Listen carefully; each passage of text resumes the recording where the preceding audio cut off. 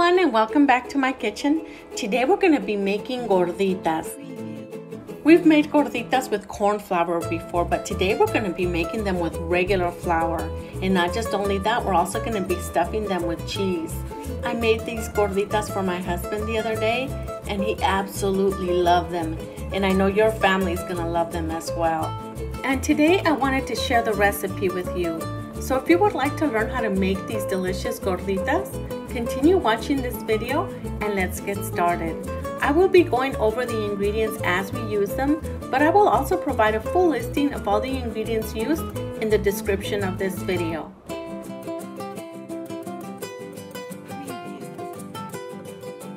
We're going to start out by adding 1 cup of plain yogurt to a medium-sized bowl, 1 egg, half a teaspoon of salt, 2 tablespoons of Crisco shortening. I melted the shortening in the microwave for a few seconds. Make sure it's completely cooled down before you add it into the mixture. And 1 teaspoon of baking powder. Using a whisk, we're going to mix our ingredients together until we have a nice creamy texture.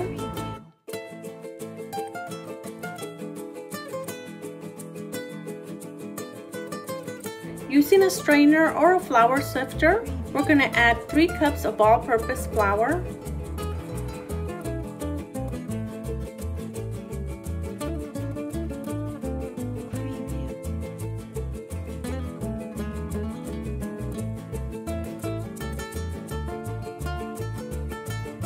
I'm going to start out mixing with the spatula, then I'm going to switch over to mixing by hand.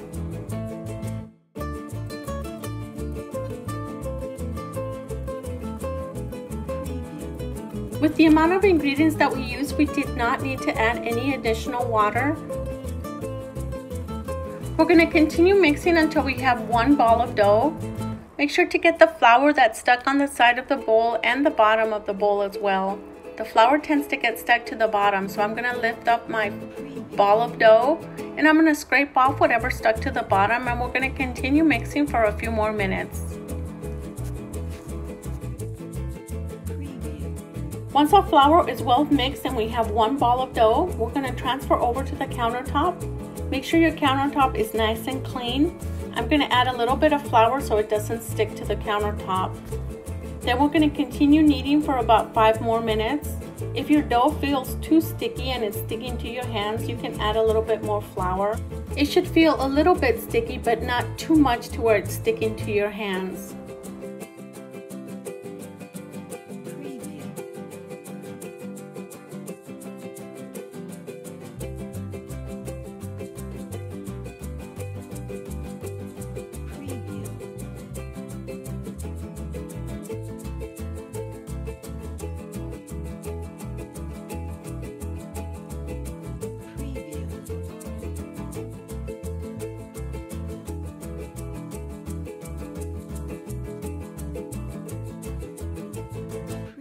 Once we have a nice smooth ball of dough like this, we're going to place it back in the bowl, cover it with plastic, and let it rest for 10 to 15 minutes.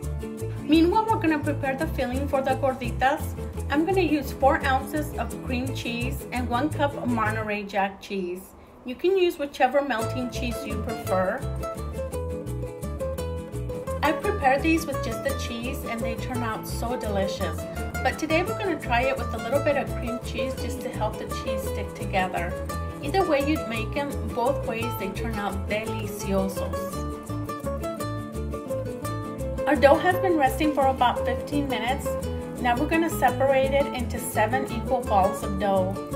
Since we're making gorditas, these are going to be a little bit larger than the tortilla size. You can easily make 7 to 8 gorditas with the amount of flour that we use, depending on the size that you want them to be. I'm going to be making about 7 to 8 inch gorditas, so if you want them a little bit smaller, you can use a little bit less masa. These are about 3 inches.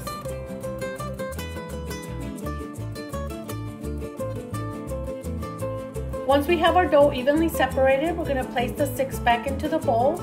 We're going to keep the one that we're going to work on. We're going to flour our surface. Then we're going to roll it out to about 4 to 5 inches. Add a good amount of the cheese mixture right in the middle, then pinch it close. Make sure it's completely sealed before you start to roll it out. That way you don't lose any of that cheese and it doesn't break open. We're gonna lightly flour the surface and the top of the gordita, and we're gonna begin to roll it out, beginning with the side that we sealed. When rolling it, you're gonna notice these air pockets that begin to form on the side of the gordita. Simply make a small pinch hole on the top of the air pocket, press down on it to release the air, and continue rolling. And if they don't come out in a perfect circle, that's okay. We do want them to be at least 2 to 3 times as thick as a normal tortilla. And once we get it to the thickness and the size that we need, we're gonna place it on a preheated comal. I'm using a comal, but you can also use a skillet or a pan. I have mine set at a 4.5 on my digital stove. You don't want it to be too hot because then they'll burn. We're gonna cook each side for about a minute to a minute and a half. And you'll know it's ready to flip over when you start to see these blisters on the top of the gordita. Then it's time to flip it over. Cook it for a minute to a minute and a half on the other side, or until you start to see the gordita puff up.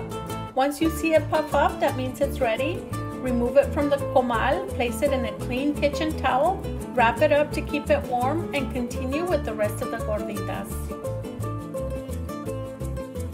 These gorditas are delicious just by themselves, or you can enjoy them with your favorite salsa or with your favorite meals. You can also open them up and stuff them with your favorite food, just like a regular pita pocket. This is my last gordita, and I did run low on the cheese mixture, so I added whatever I had left, and then I added a little bit of the Monterey Jack cheese, so I have a little combination of both. And once we're done with this last gordita, I'm going to show you the end product, and I can't wait for you to see it.